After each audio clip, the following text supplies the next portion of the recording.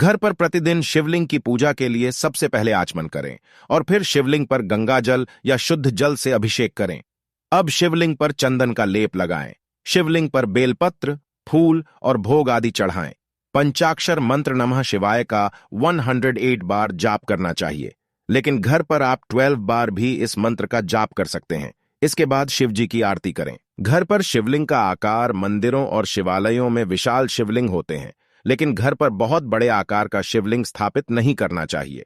घर पर नियमित पूजा के लिए शिवलिंग का आकार आपके अंगूठे से बड़ा नहीं होना चाहिए, क्योंकि शिवलिंग संवेदनशील होती है। इसलिए पूजा घर में छोटे आकार का शिवलिंग रखना ही शुभ होता है। शिवलिंग में न चढ़ाएं ये चीजें। शिव जी की पूजा में केतकी के फूल नहीं चढ़ाने चाहिए।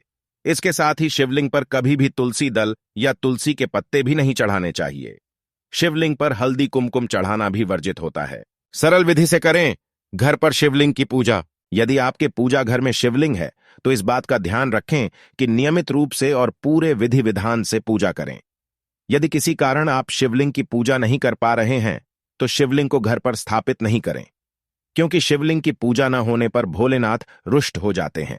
लेकिन शिवजी का विकराल और रौद्र रूप भी है, जो उनके क्रोध होने पर सामने आता है।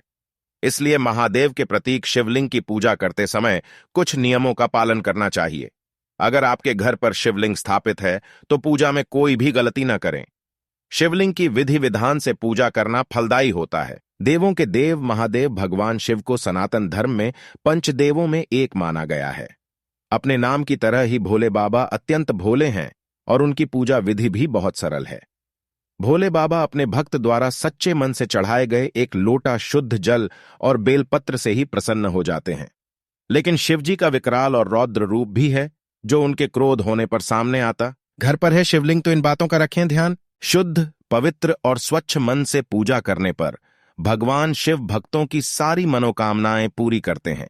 लेकिन घर पर शिवलिंग की पूजा करने के कुछ नियम होते हैं जिनका पालन करना जरूरी होता है।